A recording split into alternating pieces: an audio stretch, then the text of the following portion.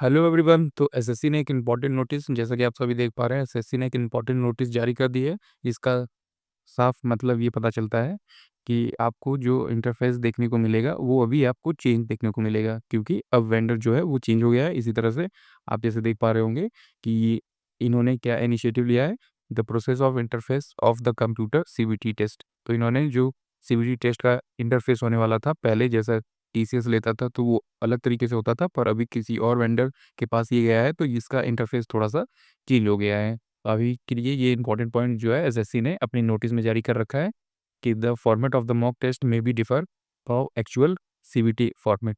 तो ये कुछ इसी तरह से डिफर कर सकता है आपके सीबीटी फॉर्मेट से। जैसे कि आप एग्जाम देने जाएंगे तो कुछ इसी तरह आपको देखने को चीज़ें मिलेंगी, थोड़ा बहुत ऊपर नीचे चेंज होगा, पर जो मेन फॉर्मेट है वो इसी तरह से रहेगा।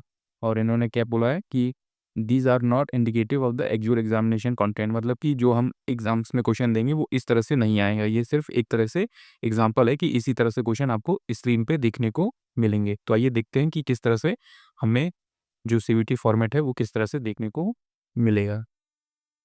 तो जैसा कि दोस्तों आप देख पा रहे हैं, ये है हमारा एसएससी का ऑनलाइन मॉक टेस्ट। तो जैसा कि आपने देखा कि इसमें कुछ इसी तरह से आपको मॉक टेस्ट देखने को मिलेंगे। तो ये था हमारा ये पेपर, इसको हमने इसमें सेलेक्ट किया। फिर यहाँ से लॉगिन करते हैं। लॉगिन करने के बाद हम जैसे देख पा रहे होंगे थोड़ा टाइम लगता है खुलने में, क्योंकि साइट काफ़ी ज़्यादा स्लो चल रही है। तो जैसा आपने देखा वहाँ से लॉगिन करने के बाद ये था आपका, यहाँ पे रोल नंबर आ जाएगा, फिर आपका नेम आ जाएगा और यहाँ पे आपकी फ़ोटोज़ आ जाएंगी, जैसा आप देख पा रहे हैं। और फिर यहाँ से लॉगिन करेंगे हम लोग। फिर इस तरह से आप देख पा रहे होंगे कि ये इसमें हमारा पासवर्ड आ जाएगा। आपको जो आप जाएंगे यहाँ सेंटर पे, तो आपको इस तरह से की कंप्यूटर पे आपको पासवर्ड देखने को मिलेगा। आप कीबोर्ड से पासवर्ड टाइप कर सकते हैं। अगर कीबोर्ड काम न करे तो आपको माउस से इस पे कीबोर्ड पे क्लिक करना पड़ेगा और माउस से ही पासवर्ड डालना पड़ेगा। जैसे कि इसमें पासवर्ड लिखा है, आप यहाँ पे देख पा रहे होंगे ऊपर, पासवर्ड इज़ ABC1। तो ए, इसके बाद हम लोग लिखेंगे बी, फिर सी, सी के बाद 1। तो ये हमारा आ जाएगा पासवर्ड ABC1 और इसको कर देंगे लॉगिन।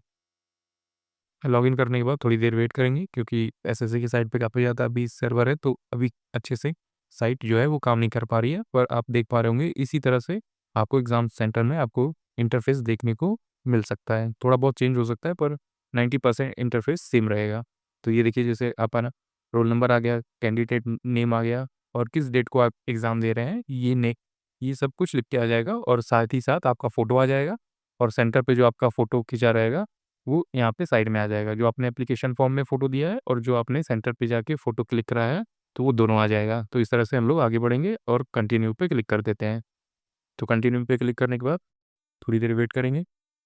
तो फिर इस तरह से आप जैसे देख पा रहे होंगे कि ये हमें एक पैराग्राफ दिया रहता है, इसको हमें वहाँ पे अपने एडमिट कार्ड पे लिखना होता है। तो आप इस तरह से याद रखेंगे, जैसे आप हिंदी में भी देख सकते हैं और इंग्लिश में भी लिखा है कि परीक्षा में ईमानदारी और निष्ठा महत्वपूर्ण है, वे सिस्टम के निष्पक्षता और विश्वास सुनिश्चित करते हैं। तो ये सारी चीज़ें आपको उसमें लिखनी रहती।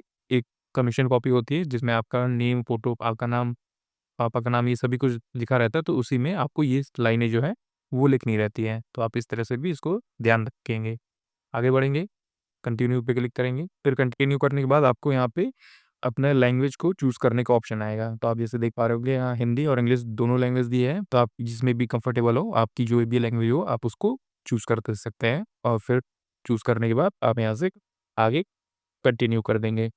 तो ये सभी चीज़ आपको कंप्यूटर पे अच्छे से करना आना चाहिए। अगर आपके पास कंप्यूटर नहीं है, तो आप कहीं से भी आप सेकंड हैंड लैपटॉप या फिर कंप्यूटर का इंतज़ाम कर सकते हैं, ताकि आपको थोड़ा कंफर्टेबल फ़ील हो। आप एग्ज़ाम्स में जाके आपका जो माउस है वो इधर-उधर ना हो, आप अच्छे से करें।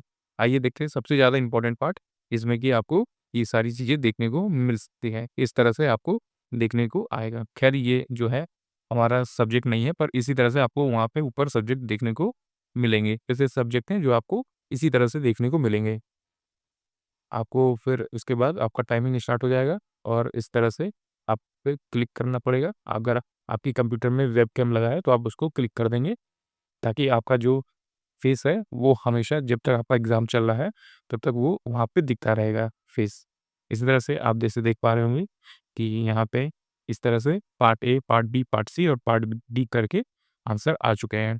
ये सभी जो है आपको देखने को मिलेगा वहाँ पे कुछ इसी तरह की इसमें देखने को मिल सकता है। जैसे पार्ट ए में हो सकता है कि मैथ लिखा हो, पार्ट बी में इंग्लिश लिखा हो, पार्ट सी में जनरल नॉलेज और पार्ट डी में आपको रीजनिंग देखने को मिल सकती है। तो इसी तरह से आप जैसे देख पा रहे होंगे स्क्रीन पे, इसी तरह से आपको देखने को मिल सकता है। जैसे सेव एंड नेक्स्ट आप देख रहे होंगे कि ऊपर की तरफ दिया है। पहले क्या था, सेव एंड नेक्स्ट और मार्क फॉर रिव्यू जो है वो नीचे की तरफ होते थे और हमारा जो क्वेश्चन दिखाई देता था वो इस तरफ दिखाई देता था राइट साइड में, पर अब इसे जो है लेफ्ट साइड में कर दिया है। तो यही तरीका है, आप इसको देख लीजिए। एग्ज़ाम में भी लगभग 90% चीज़ें आपको ऐसी ही देखने को मिलेंगी। फिर आप इसमें जो भी क्वेश्चन आपको सही लगता है, जो भी आपको आंसर आते हैं, उस पे टिक करके सेव फॉर नेक्स्ट करेंगे, ठीक है? आप बात ध्यान रखेंगे, सेव फॉर नेक्स्ट करेंगे, क्वेश्चन से आगे नहीं बढ़ेंगे। जैसे पहला क्वेश्चन पे क्लिक किया, आंसर दे दिया, फिर यहीं से दूसरे क्वेश्चन पे क्लिक किया, आंसर दे दिया, ऐसा नहीं करेंगे। आप पहला क्वेश्चन पे क्लिक करेंगे और सेव फॉर नेक्स्ट करेंगे, तो आपका जो क्वेश्चन है वो सेव हो जाएगा। मतलब आपने जो आंसर मार्क किया है, वो सेव हो जाएगा।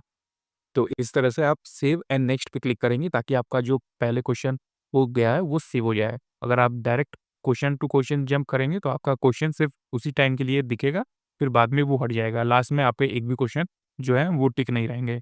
तो इसी तरह आप सेव एंड नेक्स्ट करेंगे। जैसे पहला क्वेश्चन आपने देखा, इसमें लिखा है what is the largest desert in the world?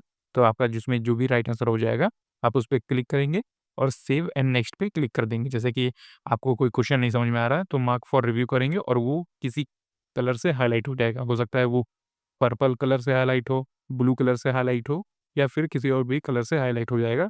आप वहाँ पे जाएँगे, देखेंगे तो उसके कलर के आगे ये सारी चीज़ें लिखी रहेंगी। मार्क फॉर रिव्यू कौन से कलर पे है, सेव एंड नेक्स्ट कौन से कलर पे है, तो आप उन सब चीज़ों को ध्यान रखेंगे। अगर मार्क फॉर रिव्यू करते हैं तो आप जाकर उस कलर को ध्यान रखेंगे कि हमारा जो पर्पल कलर पे है वो मार्क फॉर रिव्यू है और हमें पेपर के लास्ट में वो क्वेश्चन को दोबारा अच्छे से देखना है।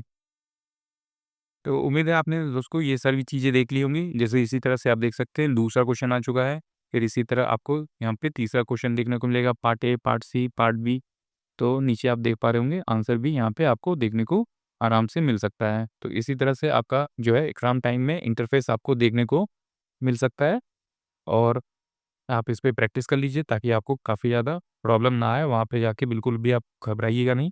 आप इसे कंप्यूटर पे जो है लिंक पे क्लिक करके आप वहाँ से मॉक टेस्ट दे सकते हैं। मतलब मॉक टेस्ट क्या देंगे कि मतलब देख सकते हैं कि 2-3 बार कि सेव फॉर नेक्स्ट यहाँ पे है, मार्क फॉर रिव्यू कहाँ है, हमारा क्वेश्चन पेपर किस तरह से हमें दिखाई दे रहा है। तो इस तरह से आप इससे कंफर्टेबल हो जाएँगे, हैबिचुअल हो जाएँगे। बहुत ज़्यादा आपको प्रॉब्लम नहीं आएगी। तो एग्ज़ाम देने से पहले आप 2 से 3 बार आप इसको देख कर जाएँगे अच्छे तरीके से। उम्मीद है दोस्तों आपको हमारी वीडियो पसंद आई होगी। इसी तरह की और सारी वीडियोज़ के लिए आप हमारे चैनल एसएससी बुक एसबी को भी ज़रूर सब्सक्राइब कर सकते हैं। तब तक पढ़ते रहिए और हमेशा अपने लक्ष्य की तरफ आगे बढ़ते रहिए।